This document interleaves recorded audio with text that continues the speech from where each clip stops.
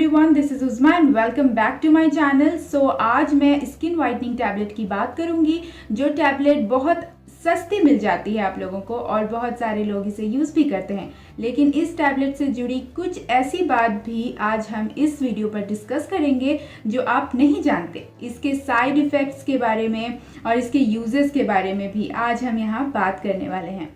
तो चलो वीडियो को स्टार्ट करते हैं और देखते हैं कि ये जो टैबलेट है वो किस तरीके से काम करता है और इसके साइड इफ़ेक्ट्स क्या क्या है और ये कौन सी टैबलेट है। तो जो टैबलेट है उसका नाम है सेलिन टैबलेट और ये एक विटामिन सी टैबलेट है जो कि बहुत सारी गर्ल्स यूज़ करती हैं स्किन ग्लोइंग, ब्राइटनिंग और लाइटनिंग के लिए। सबसे पहले तो मैं स्किन के बारे में बात करूंगी क्योंकि मैं हूँ स्किन केयर यूट्यूबर। क्योंकि इसके सीरम्स, पैक्स और क्रीम्स रेडी किए जाते हैं, इसे हम घर पर भी रेडी करते हैं लेमन से, गूसबेरी से और ऑरेंज और बहुत सारे सीरम्स इस सेलिन टैबलेट से भी होममेड बनते हैं। ठीक है, चाहे वो क्रीम की बात हो या मॉइस्चराइज़र की बात हो।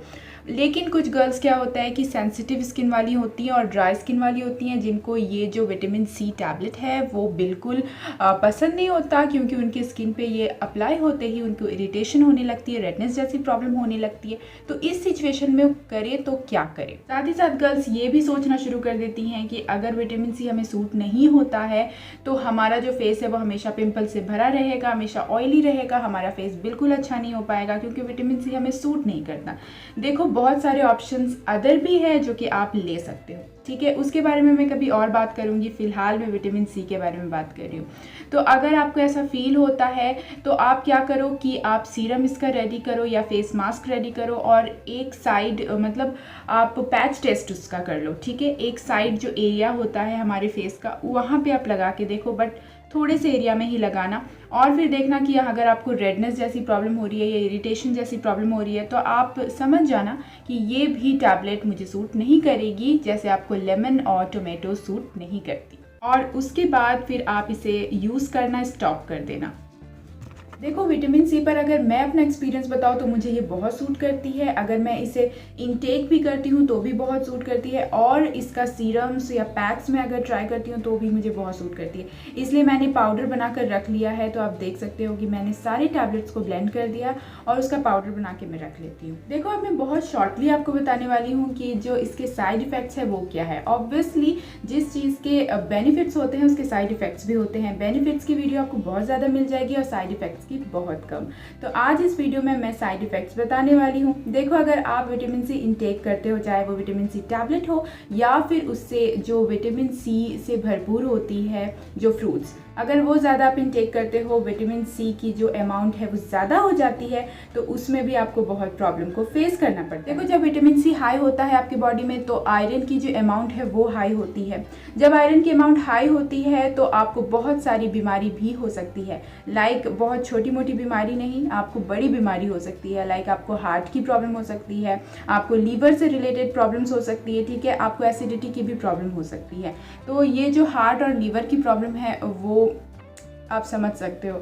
ओके, तो इसीलिए थोड़ा सा आपको देखकर ही विटामिन सी का यूज़ करना चाहिए। साथ ही साथ आपको किडनी पर भी बुरा असर पड़ सकता है। ठीक है, इसके साइड इफ़ेक्ट्स किडनी पर भी हो सकते हैं। क्यों पता है? क्योंकि ये जो विटामिन सी होता है ये एक ऐसा एंटीऑक्सीडेंट है जो आसानी से घुल जाता है आपकी बॉडी और ये बॉडी में स्टोर नहीं होता है, यूरिन के ज़रिए बॉडी से बाहर निकल जाता है।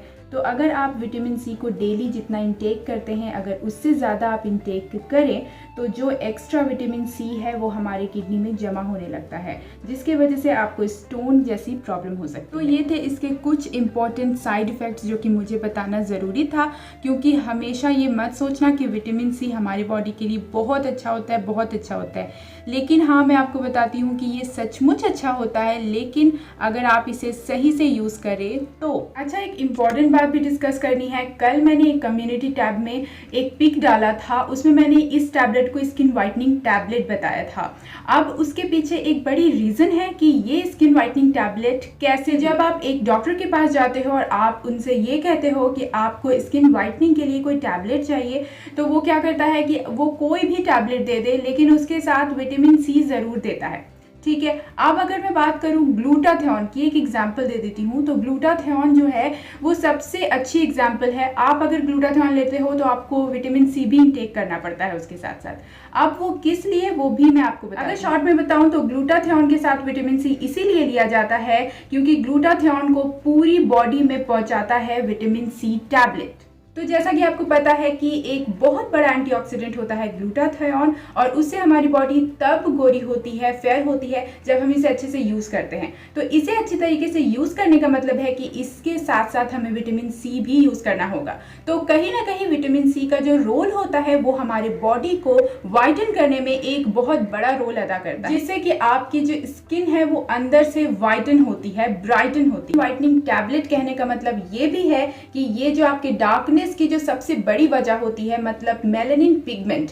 मेलानिन पिगमेंट एक ऐसा पिगमेंट है जो कि आपके डार्कनेस का वजह बनता है, ठीक है। उसे ये रिड्यूस करता है, आपकी बॉडी में मेलानिन के प्रोडक्शन को रिड्यूस करके आपकी जो डार्कनेस है उसे कम करके और लाइटन करता है आपके स्किन टोन को। यहाँ स्किन की बात हो गई। अब मैं बात करती हूँ हेयर की।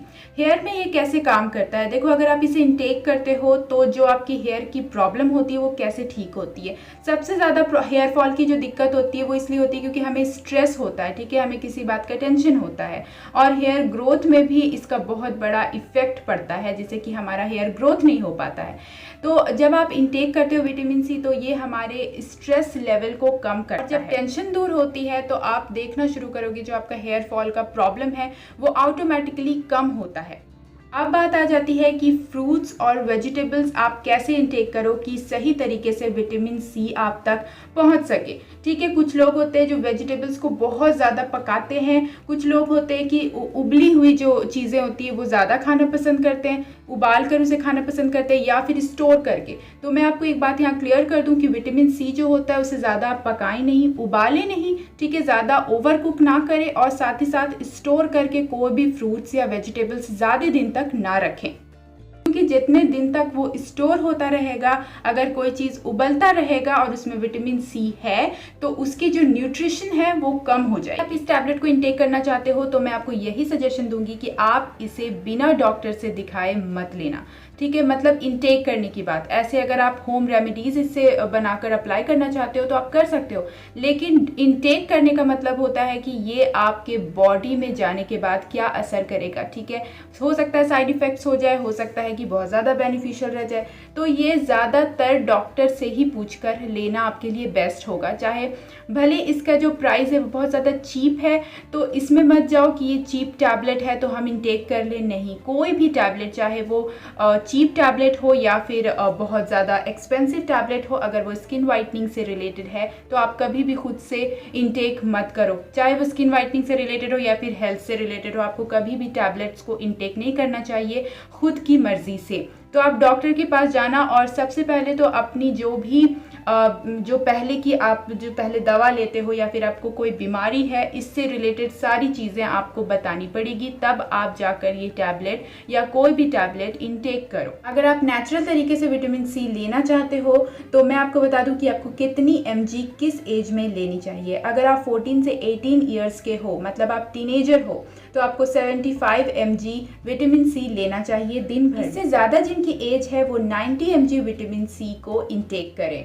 अगर छोटे बच्चों की बात करूं तो वो 40 से 45 mg तक इनटेक करें विटामिन सी। अगर आप प्रेग्नेंट वुमेन हो तो आपको 85 mg तक विटामिन सी इनटेक करना चाहिए दिन भर में। आई होप कि आपको पता चल गया होगा कि विटामिन सी आपको दिन भर में कितना इनटेक करना होता है। अब मैं आपको बता देती हूँ कि विटामिन सी की जो कमी होती है आपके बॉडी के अंदर, उसका जो असर होता है वो क्या क्या होता है। आप लोग बोलते हो ना, बाल बहुत ज़्यादा झड़ रहे हैं, क्या करूँ, उसका कोई टिप्स बताइए। तो उसकी बहुत बड़ी वजह ये भी होती है कि विटामिन सी की आपके बॉडी में कमी होती है। दूसरी वजह ये होती है कि आप देखते होंगे कि आपका अचानक से जो वज़न है वो बढ़ जाता है, तो इससे भी आप बहुत ज़्यादा स्ट्रेस में आ जाते हैं कि वज़न क्यों बढ़ रहा है। मैंने अभी आपको कहा कि स्ट्रेस जो होता है वो विटामिन सी जो स्ट्रेस लेवल होता है वो कम करता है, और आपने ये सुना होगा कि जब स्ट्रेस लेवल बढ़ता है तो आपका वज़न भी बहुत तेज़ी से बढ़ना शुरू हो जाता है।